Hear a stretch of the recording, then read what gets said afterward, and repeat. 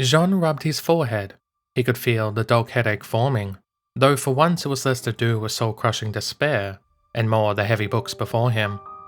Several thick tomes were stretched out over the library table, most of them already read through, several times in fact, each with a study into aura, its manipulation, and how it worked. One would have thought with the onset of scrolls and technology, the use for books would be a thing of the past, but all he'd come across on medical forums was idiot huntsmen and huntresses asking why their aura hadn't protected them from STDs, the common cold, or a range of other pointless diseases. Not for the first time, he wished Oblek was around.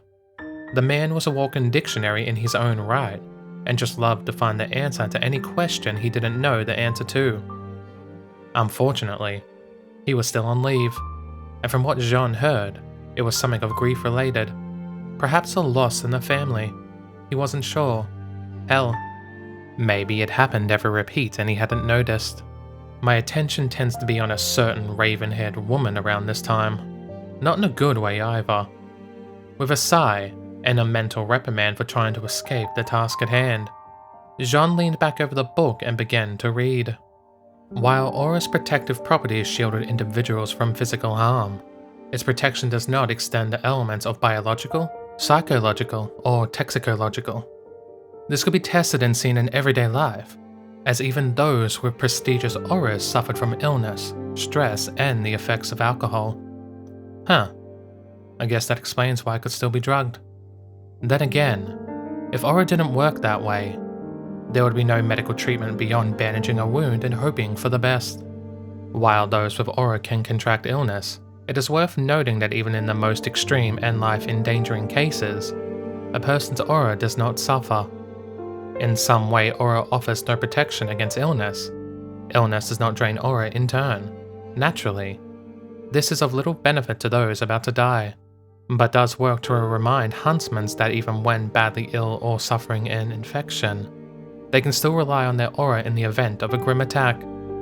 There were a few notions and citations to follow that up, all related to research he made a small note to check out if he got desperate. The results themselves, they were interesting enough, however.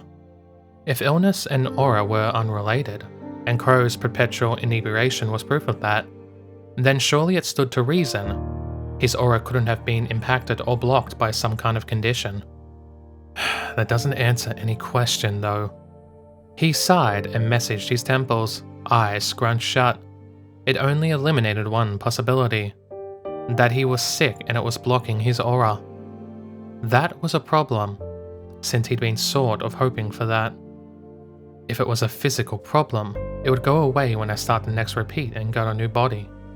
If this is something else, can I say the same? What would happen if it didn't go away? What would happen if his aura failed him, forever onwards from this point? That was simple. He would die. In the short term, anyway. The bigger picture was a little more nightmarish. Without aura, there would be no amount of bullshitting or outsmarting his way through his enemies. He would die and repeat, and however long he survived after the point of initiation would determine how far back he went. Without aura, and with fate conspiring to place him in Beacon, that was sure to be a short period. It might get shorter and shorter, drawing him back until he died only a day after initiation. He would then wake up in the auditorium the night before the test. If he then died in the test, he would wake only a few minutes or hours before the lunch. Eventually, it might be cut down to the lunch. That was where things started to resemble a horror movie. Without the time to escape, he would be launched into the forest, where Pyrrha would pin him to a tree as she had in his original lifetime. She would then attempt to unlock his aura, which would activate, for he still had aura. His scroll said so. It just wouldn't protect him from the grim that infested the Emerald Forest. He would die to one of them, perhaps the Nevermore or the Deathstalker, perhaps to something lesser. He would die, and he would repeat. Lunch, die, and do it again, over and over and over and over. Would my mind shatter from the strain, or would it be worse? What if I got a new mind each time? never able to escape the endless cycle of being thrown to my death before a forest filled with Grimm I could never hope to defeat. It sounded, if one would pardon his yang, rather grim. "It won't happen," he whispered. "I won't let it happen. I'll need to find out what's causing this, and if it keeps on happening in the repeats, I might not have the time or resources to research it, and if it happens that I get killed early, the repeats begin and I'm trapped for eternity." A part of him thought that should have terrified him more, but he was strangely calm about it. Oh no, wait. That was probably just a shock numbing him. His right hand was shaking, a clear sign of, well, something. He didn't know what, but it never normally shook, so it was either rain, fear, or some kind of disease. Given the topic, he'd go with gut-wrenching terror at what promised to be the most horrific fate imaginable. Okay, let's consider what I know. My aura was fine when everything started. It helped me against the Grimm that attacked Mum, not to mention Yang in the nightclub. I know I started to take small wounds around that time though. Things that wouldn't normally cause problems. So, his aura had begun to weaken, but when had that started? It still held true against Carden in his spa. I did cut my finger while half sorting. I remember using it as an excuse to leave when Galinda was too shocked at my fighting style. Heh, good times. Only a few months back, however, it seemed to fail completely. There was that fight against the twin sisters, where Melanie scored a deep cut on his side. Then there was also the time he tipsied about his silver, and Weiss gave him a lovely scar to the right of his breastbone. By then, it stopped protecting him. Which didn't add up. I fell into the subways to save Blake in Mountain Glen. I was knocked out when I hit the bottom, but with all that rubble, I should have died. That's nothing compared to the train though. Those White Fang may have been untrained, but they had numbers enough to swarm a drugged up guy with no aura. I was practically uninjured at the end. My aura had to be working. His eyes widened. The fire too. When he'd stepped before an attack from Cinder to protect Weiss, he could remember his aura flaring to shield him from that. Did it have something to do with who he was against? No, that didn't make sense. Aura didn't pick and choose, and if it did, it surely wouldn't have let one of the sisters of all people to cut him. She wasn't quite the same level of pure evil as Cinder, not even close, but she was still a bitch. More than that, an SDC droid? Unless those were going through some pretty Penny-like changes, he doubted they have enough sentience for his aura to bulk. Come to think of it, had he even introduced Penny to Ruby? Did it even matter? Actually, I don't even think she was at the dance. I guess since Ruby didn't join in to look for Blake, she didn't meet Penny, and since Penny didn't find a friend, she didn't bother to ask Ironwood if she could attend the Beacon dance. He felt a little bit of guilt at that, but there were bigger things to focus on. Hey Jaune. Ruby appeared at his side, as if by magic, but more likely her semblance. There was a small flutter of rose petals behind her to give it away. You know Weiss is looking for you, right? No, but it's an easy guess. Ruby frowned. You're not supposed to be wandering around on your own. She's really worried about you. You shouldn't have snuck off like that. What if you got hurt and there was no one around? Then I'd ask what could have hurt me, he said, but relented when he saw the look in her eyes. Ruby, it's fine. I'm just reading in the library. I think I can do that without Weiss hovering over for me for a few hours as well. She deserves to have a rest instead of looking after my convalescent ass all day. Recovering from an illness? He explained. What I mean is that she should have some time for herself and not stick to me like I'll explode if she isn't within 5 meters at all times. Ruby's stern face became a little weaker. She tried to hold it, but he doubted even she could say Weiss hadn't waited on him hand and foot. Eventually, she sighed and plopped down in a seat beside him. I'll send her a message and tell her it's okay, and I'll keep an eye on you, she said. At least she'll not worry then. Thanks, Rubes. That doesn't mean you're out of trouble, mister. Ruby poked his chest and scowled with all the fierceness of a ruffled kitten. You need to look after yourself more. That way Weiss wouldn't worry or spend her time looking after you. Yeah, well, I'm doing my best. It wasn't like he intended to be captured, beaten up, and drugged. His eyes fell back to the books before him, but he couldn't bring himself to dive back into them right now. He turned to Ruby instead. How are you guys doing anyway? I've not had the chance to see you all as a group. Only you and Nora when you're babysitting me. He made sure to glare at her for that. Well, you needed it. Anyway, we're all doing awesome. I asked Pyrrha if she could put us through some training she went through, and that went really, really well. But then Nora decided to put us through fitness training, and that was, well, insane. Ruby's cheeks puffed out as her face turned red. She was like a demon, Jaune. Even Pyrrha nearly died, and I thought Ren had died. His chest stopped moving. Did Nora give him mouth to mouth? Ruby giggled. She tried, but Ren heard her coming and woke up. She looked disappointed. Those two. Jaune shook his head fondly. It was impossible not to know the people who'd been his teammates for so long in and out. He would, and had many times, trusted them with his life. Sometimes they let him down and he died, but had never been for lack of trying. They would, and had, fought to the last. I wonder when they'll give in and ravage one another. Hell, I wonder who'll be the first to snap.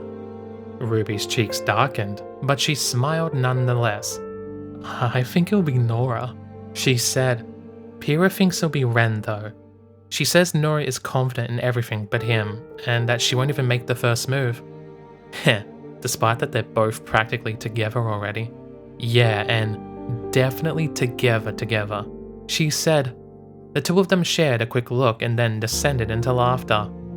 No matter the time, no matter the circumstances, Ruby's easy friendship had never been absent in his lives.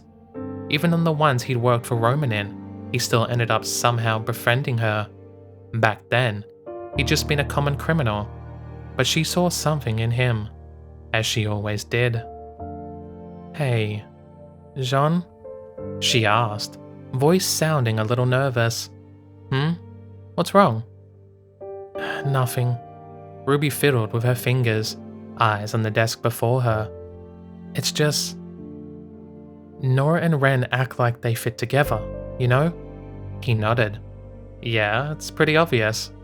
Yeah, like you and Weiss. His smile fell. Forget I mentioned it. Ruby waved her hands, no doubt having seen his expression. So, looking forward to the festival? Not really, and with a good reason. He still smiled for her, if only because she deserved it for not pushing on the other issue. It should be interesting, he said. What about you? Can't wait to fight, I guess? Yeah, maybe. She didn't sound confident. Ruby, is something wrong? She'd never had issues with the competition before, not in the hundreds of times he watched her go through it. If anything, she seemed to relish the chance to put her skills to the test. Now, however, she looked incredibly nervous. I'm looking forward to it, she said. It's just, I'm worried.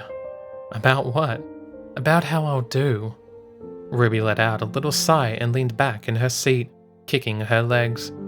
Pyrrha's a champion. Nora and Ren are really strong, and I'm just 15. Wouldn't you be worried in my place?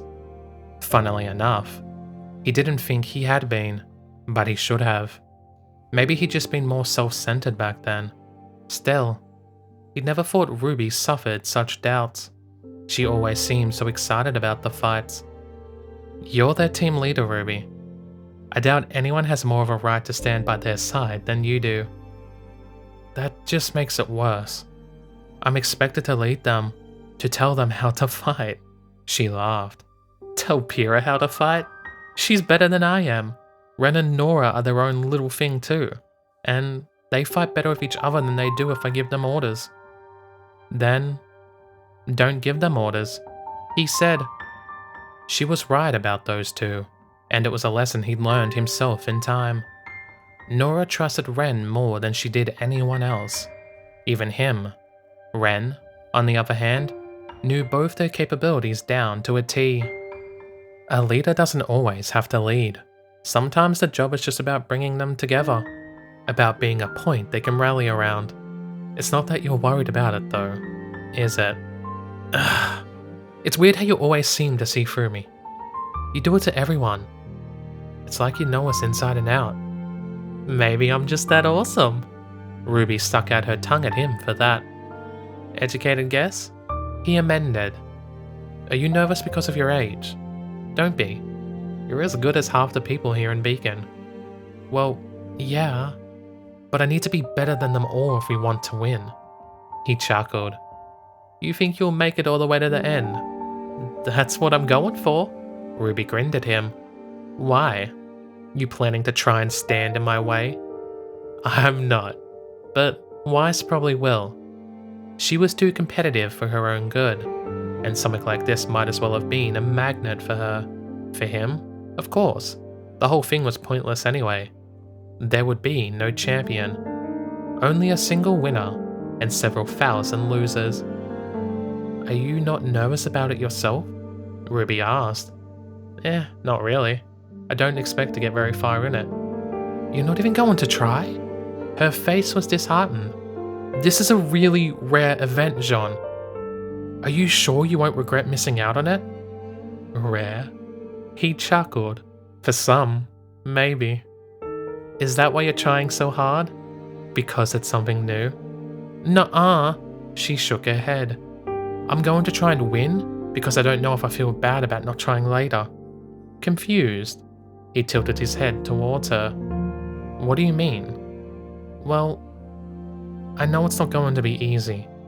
I'm 2 years younger than everyone else, and there's bound to be loads of people stronger than I am. Ruby smiled weakly down at the floor.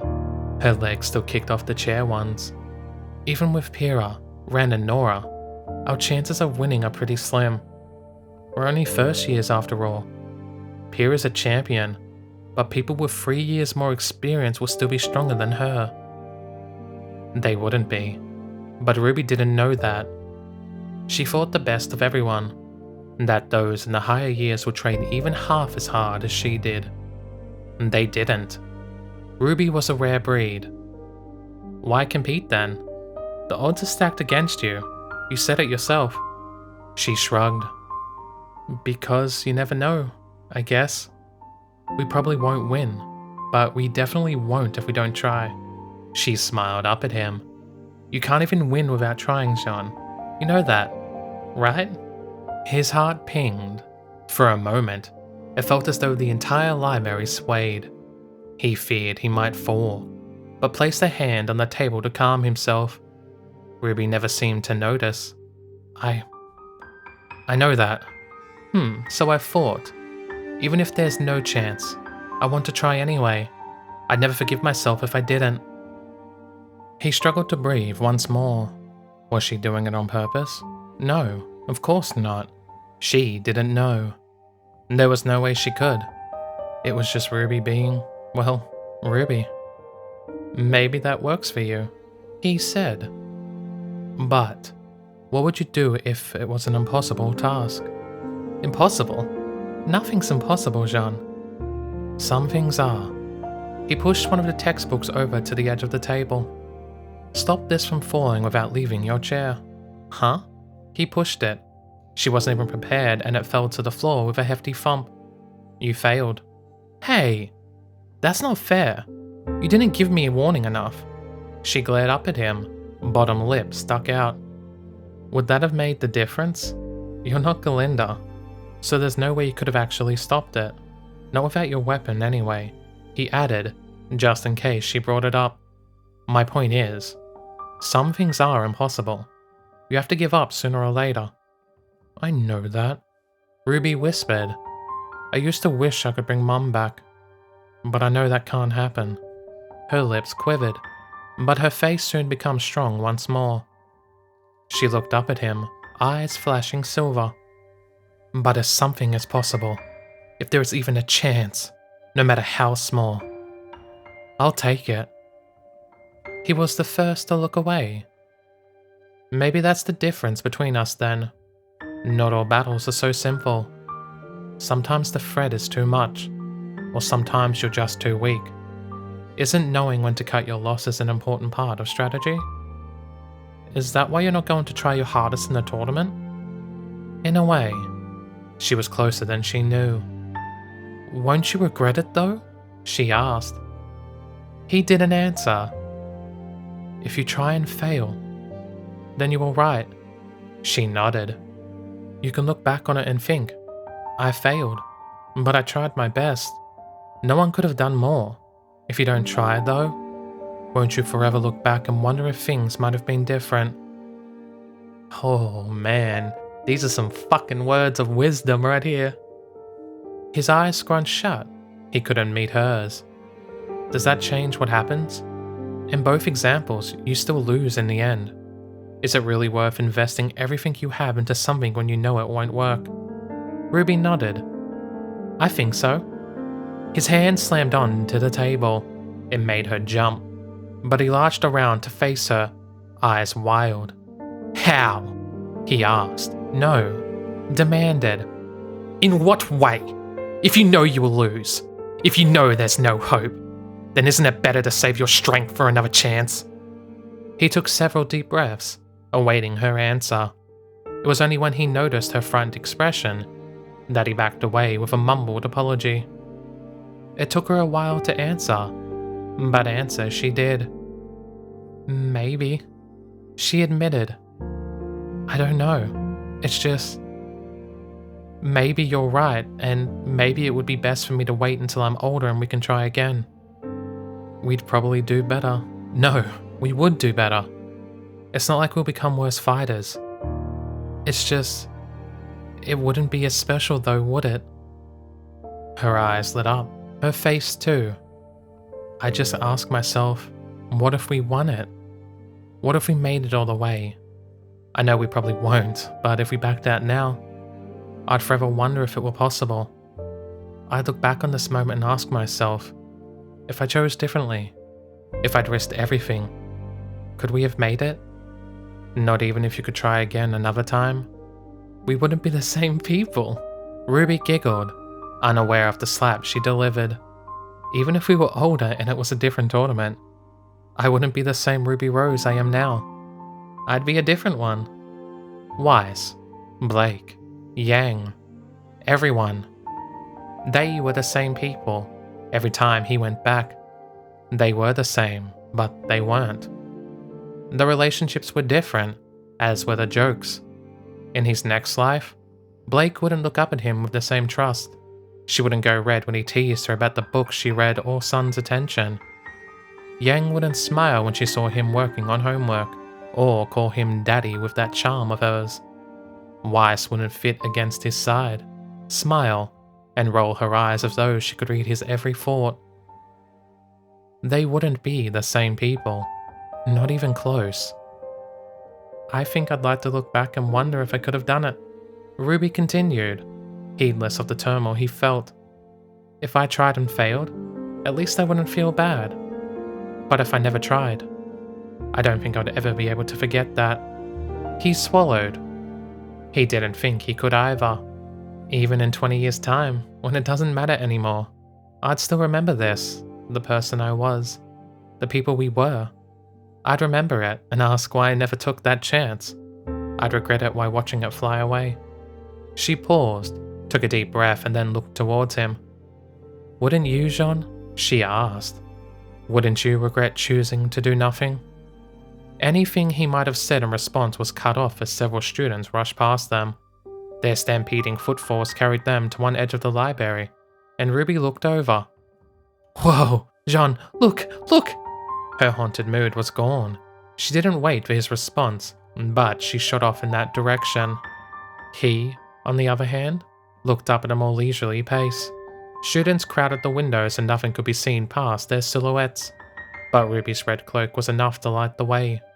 He settled his books down and strolled over to her. Ruby, what's... His breath caught. Isn't it amazing?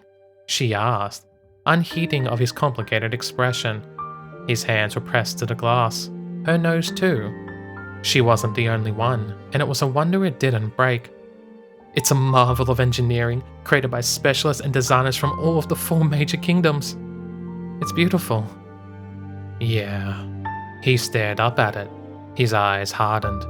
It sure is. Almighty Colosseum had arrived. Like a shadowed beast, it loomed over Vale, casting its shadow upon the people. They rejoiced, but he didn't. It loomed over him too, cast a shadow over his mind, over his heart.